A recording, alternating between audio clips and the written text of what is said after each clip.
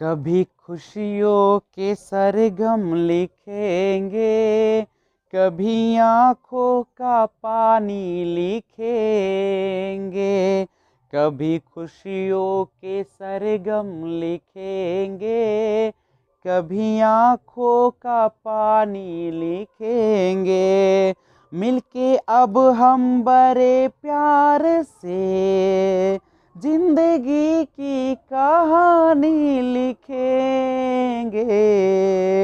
कभी खुशियों के सरगम लिखेंगे, कभी आँखों का पानी लिखेंगे। मिलके अब हम बड़े प्यार से जिंदगी की कहानी लिखेंगे। सुर सजे ना सजे गुनगुनाते रहे, दर्द में भी सदा मुस्कुराते रहे। एक दूजे के बाहों में बैठे रहे, सात फेरों की रस्में निभाते रहे। उम्र के इसी दौर को हम वक्त की मेहरबानी लिखेंगे। कभी खुशियों के सरगम लिखेंगे, कभी आँखों का पानी लिखेंगे। Hello friends, this is Vijay Raj Pushp and welcome to learner eyes by VRP. आज हम आपके लिए फिर से लेकर आए हैं एक बेहतरीन चैप्टर जिसका नाम है ट्रायल एंड एरर थ्योरी। ध्यान दीजिएगा, ट्रायल एंड एरर, जिसे हिंदी में आप प्रयास एवं त्रुटि का सिद्धांत भी कहते हैं। तो ट्रायल एंड एरर थ्योरी जो देने का काम किया, उनका नाम था E.L. थॉर्नडाइक, यानी थॉर्नडाइक महोदय ने और प्रयास एवं त्रुटि का सिद्धांत दिया। ध्यान दीजिएगा, वह एक अमेरिकन साइकोलॉजिस्ट थे, एक अमेरिकन मनोवैज्ञानिक थे, जिन्हें आप थॉर्नडाइक को ही शिक्षा मनोविज्ञान का जनक भी कहा जाता है, father of the educational psychologist. तो एजुकेशनल साइकोलॉजी के फादर इनको कहा जाता है। और इन्होंने एक और थ्योरी दिया, लॉ ऑफ इफेक्ट। ऐसे तो उन्होंने बहुत सारे थ्योरी दिया, लेकिन आज हम लोग बात करेंगे ट्रायल एंड एरर थ्योरी, प्रयास एवं त्रुटि का सिद्धांत। तो गौर कीजिए, थॉर्नडाइक महोदय ने जो ये प्रयास किया था, वह किया था एक जानवर पर, और वह जानवर क्या था? बिल्ली था। नहीं, अब सोचिए इस प्रयोग में क्या दिखाया गया? प्रयास एवं त्रुटि।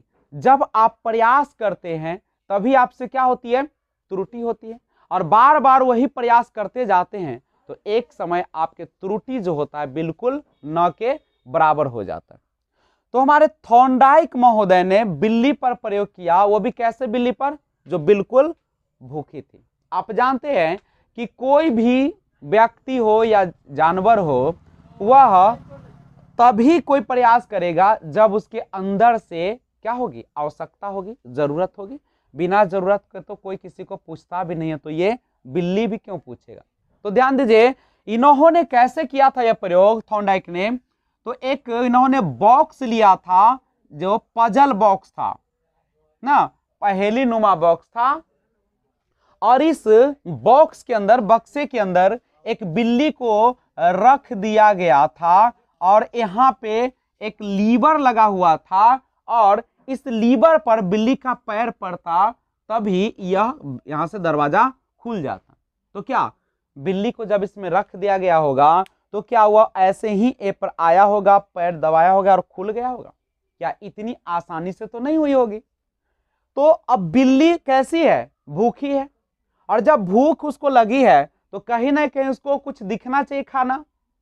तो ऐसा संभव नहीं है। तो क्या हुआ कि भूखी बिल्ली को थॉर्नडाइक ने क्या किया? बाहर पे एक मछली, यानी बाहर क्या रख दिए? मछली।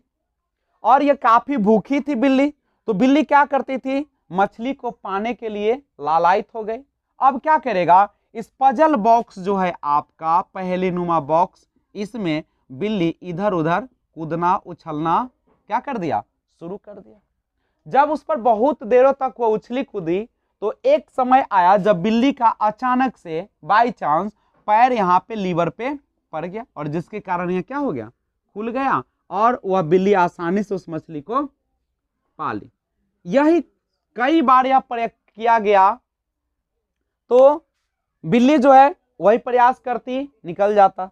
दूसरा बार देखा गया तो कम समय में, तीसरा बार और कम समय में, चौथा बार और कम समय में, लगातार यह प्रयास चलते रहा और ये कार्य थॉर्नडाइक के द्वारा किया गया। तो अंत में बिल्ली को देखा गया कि वह जब भी यह मछली रखा था, पजल बॉक्स बंद था, तो अनेक बार प्रयास के बाद वह बिल्ली एक बार में ही उस पर पैर दबाती थी, उसको पता चल गया था और वह मछली को पा लेते थे। यानी इस प्रयोग से यह स्पष्ट होता है कि जब हम किसी भी चीज के लिए प्रयास करते हैं, जब हमारी जरूरत होती है और लगातार प्रयास करते हैं, तो शुरू में तो ज्यादा त्रुटि होता है, लेकिन धीरे धीरे त्रुटि की संख्या कमती चली जाती है। यानी प्रयास और त्रुटि सिद्धांत हमें बताता है कि एक ही क्रियाकलाप को बार बार करने से हमें उसमें बहुत ही कम समय लगता है और हम उसमें एक सफलता भी हासिल कर लेते हैं।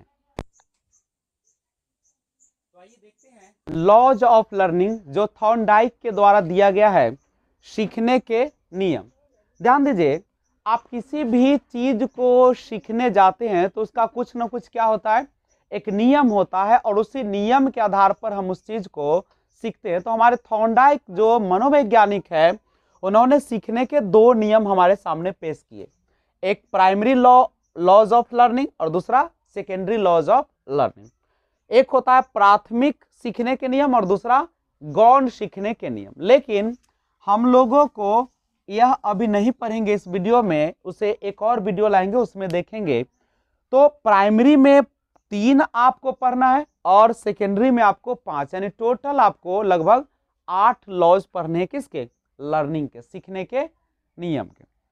तो लॉ ऑफ जो आपका लर्निंग है, सीखने का नियम है, उसका जो प्राइमरी लॉज ऑफ लर्निंग है, प्राथमिक सीखने का जो नियम है, उसे हमारे थॉर्नडाइक महोदय ने 3 पार्ट्स में कैटेगराइज किया। कौन कौन, law of readiness, law of exercise या प्रैक्टिस और लॉ ऑफ इफेक्ट। अब एक बात देखिए, जो आपके सीखने का नियम होता है उसमें जो सबसे इंपॉर्टेंट होता है लॉ ऑफ रेडीनेस, तत्परता का नियम। यानी तत्परता का नियम क्या कहता है कि जब तक आप सीखने वाला जो भी है, आपके जो बच्चे हैं, वह जब तक तत्पर नहीं होगा, जब तक वह रुचि नहीं लेगा, जब तक वह आगे नहीं आएगा, तब तक हम उसे कितना भी प्रयास कर ले, लेकिन वह बच्चा सीख नहीं सकता है। तो सबसे पहले थॉर्नडाइक महोदय ने कहा, जैसे उन्होंने एक ट्रायल एंड एरर जो दिया था, थ्योरी दिए थे, उसमें स्पष्ट किया था कि जो बिल्ली थी कैसी थी, भूखी थी, यानी उसको जरूरत थी किस चीज को, खाने की, और खाना के रूप में उन्होंने पेश किया था मछली। और मछली को देखकर उन्होंने, यानी बिल्ली ने उस पिंजरे के लीवर को दबाना सीख गया था बार बार प्रयास करके। तो थॉर्नडाइक कहते हैं कि जब तक बच्चे के अंदर भूख नहीं होगी, जब तक बच्चे के अंदर रुचि नहीं होगी, जब तक उसको पाने की इच्छा नहीं होगी, तब तक बच्चा को किसी भी प्रयास के द्वारा आप सिखा नहीं सकते। तो सबसे पहले लॉ ऑफ रेडीनेस, आपको बच्चे को क्या करना पड़ेगा, तैयार करना पड़ेगा। यानी बच्चे जब तक तैयार नहीं होंगे तब तक आप उसे नहीं सिखा सकते, नहीं। यानी तत्परता का नियम जो लागू होता है, किस पर लागू होता है, हमारे छात्रों पर, विद्यार्थी पर होते हैं। और इसमें विद्यार्थी क्या काम करते हैं, सीखने का काम करते हैं, नहीं। और कब करते हैं, जब बच्चे के अंदर एक भूख आती है, एक जरूरत आती है, नहीं, बिना जरूरत का नहीं होता। जैसे आपको जब सीटेट का एग्जाम दे दिया जाता है, डेट अनाउंस कर दी जाती है, तो आपके अंदर क्या होती है, सीटेट का एक भूख चढ़ता है। और जब वो भूख होती है तो आप क्या करते हैं, दिन रात मन नहीं करता है, फिर भी आप लगातार, आप तत्परता के साथ उस पर लगे रहते हैं। कब तक लगे रहते हैं, जब तक कि आप सीटेट क्वालिफाई नहीं होते। और जैसे ही फिर क्वालिफाई हो जाते हैं, आपके अंदर की भूख क्या हो जाती है, फिर समाप्त हो जाती है और फिर आप सीटेट के बारे में सोचना बंद कर देते हैं। यानी सबसे पहले लॉ ऑफ रेडीनेस, तत्परता का नियम, यानी बच्चे को हमें हर हाल में तत्पर होना चाहिए। जब तक तत्पर नहीं होगा तब तक सीखना संभव नहीं है। दूसरा उन्होंने बताया लॉ ऑफ एक्सरसाइज या प्रैक्टिस। यानी अभ्यास का नियम। ये क्या है? उन्होंने कहा कि बच्चे को जितना ज्यादा बार अभ्यास कराया जाएगा, वह जितना बार उसको प्रैक्टिस करेगा, उतना ज्यादा उसमें त्रुटि की संख्या क्या होती जाएगी? कमती जाएगी। और आपको तब तक बच्चे को अभ्यास कराना है जब तक कि बच्चा पूरी तरह से त्रुटि को समाप्त न कर ले, बच्चा पूरी तरीके से उस पर महारत न हासिल कर ले। नहीं, तो अभ्यास का नियम कहता है कि बच्चे को बार बार उस चीज का प्रैक्टिस कराइए, अभ्यास कराइए। कब तक कराइए? जब तक बच्चा त्रुटि करना बंद नहीं कर दे। और बच्चे को कभी आप इग्नोर ना करें। नहीं, बच्चे के जो विचार है उसको कभी आप जो है अस्वीकार न करें। यानी बच्चे में जो प्रैक्टिस किया जा रहा है, अभ्यास किया जा रहा है, उसकी गलतियों को आप स्वीकार करें। आपके अंदर एक पैसेंस होना चाहिए, आपके अंदर एक कह सकते हैं कि धैर्य होना चाहिए, ताकि बच्चे सीख सके। ऐसा नहीं कि बच्चे ने आपसे एक ही सवाल को 2 बार पूछ दिया तो आप उसको लगे झल्लाने, आप उसको डांटना प्रारंभ कर दिया, आप उसको कहते हैं कि फिर से देखो, फिर से समझो। तो ऐसी नहीं होना चाहिए, आपके अंदर पैसेंस होना चाहिए। आपको बच्चे को तब तक सिखाने का प्रयास करना है जब तक कि बच्चा पूरी तरह से गलती करना बंद न कर दे, चाहे वह हमसे 50 बार पूछे, चाहे हमसे 100 बार पूछे। लेकिन उन्होंने अभ्यास का नियम को 2 भागों में बांटा, लॉ ऑफ यूज उपयोगिता का नियम, लॉ ऑफ डिसयूज अनुपयोगिता का नियम। उपयोगिता का नियम क्या है? कहता है कि जब तक आप उसको उपयोग में लाते हैं, बार बार अभ्यास करते हैं, तो आपको उस पर क्या होती है? त्रुटियों की संख्या कमती चली जाती है, कम जाती है। और लॉ ऑफ डिसयूज अनुपयोगिता का नियम, जब आपको उसका कोई जरूरत नहीं होता, जब आप उसका प्रैक्टिस नहीं करते, अभ्यास नहीं करते हैं, तो वह हमारे लिए क्या हो जाता है? अनुपयुक्त। यानी जब आप किसी चीज को आप उपयोग रहता है तो आप बार बार अभ्यास करते हैं, और जब आपके पास उसका उपयोग नहीं होता तो आप उसका अभ्यास करना क्या कर देते हैं? बंद कर देते हैं। और तीसरा और सबसे महत्वपूर्ण उन्होंने कहा लॉ ऑफ इफेक्ट। लेकिन उससे पहले इसको एक बार फिर समझिएगा। यानी किसी भी चीज को जब तक उपयोग में लाया जाता है तब तक वह आपके पास अच्छे ढंग से रहता है, और जब आप उसको डिसयूज करते हैं, अनुपयोगिता करते हैं, उसको अनदेखा करना शुरू कर देते हैं, तो वह आपके दिमाग से उतरना शुरू कर देता है और त्रुटियों की संख्या क्या होती है? बढ़ते चली जाती है। यानी अभ्यास के नियम में बार बार उसको यूज करिएगा, एक ही चीज को बार बार देखते चले जाइएगा, तो वह आपके दिमाग में बैठेगा, और जब आप उसको नहीं देखिएगा तो डिसयूज के अनुपयोगिता में शामिल हो जाएगा।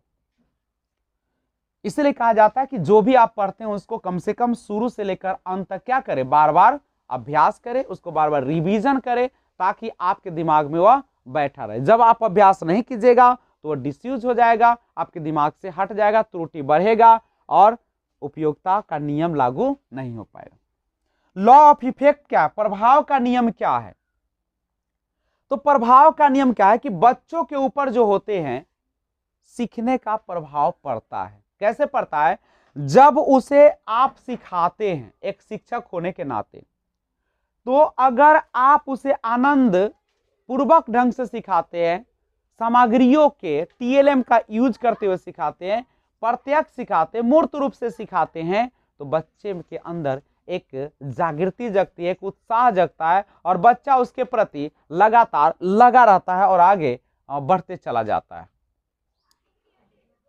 लेकिन यानी वैसी चीजें जो उसे खुशी देती है, आनंद देती है, उसे मजा प्रदान करती है, उसे बच्चा बार बार करना चाहता है। लेकिन वैसी चीजें जिसमें बच्चे को न खुशी हो मिलती है, ना आनंद मिलती है, न मजा आता है, उससे वह दूरी बनाना शुरू कर देता है। यानी लॉ ऑफ इफेक्ट, प्रभाव का नियम जैसे क्या है? तो कहते हैं कि जिस चीज में बच्चे को मजा आता है उसको बार बार करना चाहता है, और जिस चीज को करने में उसे मजा नहीं आता उसको बार बार करना पसंद नहीं करता, दूरी बनाता है और अलग हो जाता है। तो ये था आपका सीखने के नियम का प्राइमरी लॉ, जिसमें आपने 3 थॉर्नडाइक के द्वारा बताया गया नियम देखा, law of readiness, law of exercise और लॉ ऑफ इफेक्ट। और उन्होंने लॉ ऑफ एक्सरसाइज या प्रैक्टिस को 2 सब कैटेगरी में बांटा, लॉ ऑफ यूज और लॉ ऑफ डिसयूज। यानी जिस चीज को बार बार उपयोग किया जाएगा, बार बार अभ्यास किया जाएगा, वो हमारे यूज में रहेगा, और जिसका हम अभ्यास करना बंद कर देंगे, नहीं प्रैक्टिस करना बंद कर देंगे वह हमारे डिसयूज में चला जाएगा। तो आज बस इतना ही। अगर आपको किसी और प्रकार की अच्छे से अच्छे वीडियो चाहिए तो आप कमेंट बॉक्स में उस चैप्टर का नाम दे, और अगर आपको यह वीडियो अच्छा लगा है तो आप ज़्यादा से ज़्यादा इस वीडियो को शेयर कीजिए और लाइक कीजिए, और इस वीडियो को आप नए व्यूअर्स है तो सब्सक्राइब भी कर दें। Thanks for watching, keep watching. जय हिंद, जय भारत।